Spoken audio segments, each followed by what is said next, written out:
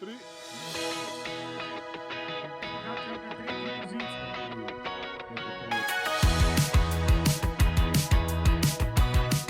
Glede na to, da letos navijačev v Tokiu ni, smo se na Valu 202 skupaj z Olimpijskim komitejem Slovenije odločili, da pripravimo za navijače Tokio doma.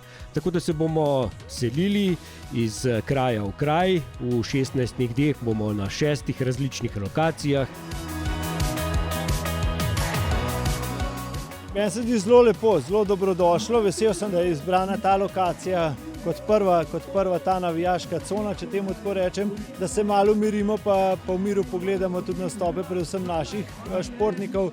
Predvsem sem pa vesel, da so otroci zainteresirani in da jih ni težko privabiti na različne igre.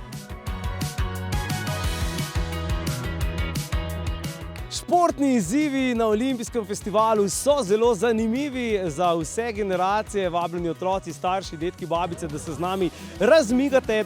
Poleg športnih izzivov pa tudi Foxjev ustvarjalni kotiček, kjer boste lahko ustvarjali in reševali Foxjeve zabavne naloge. Se vidimo na Olimpijskem festivalu! Živjo, jaz sem Tadej Pogačar, navijam za Tadeja Pogačarja, pa rad igram košarko.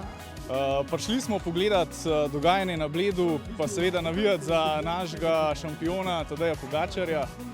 Navdušeni smo bili za tak uspeh, ki ga je dosegel, tako da tudi na Bledu tukaj se zelo fajn se vse dogaja, prireditev in fajn vzdušje, fajn, super.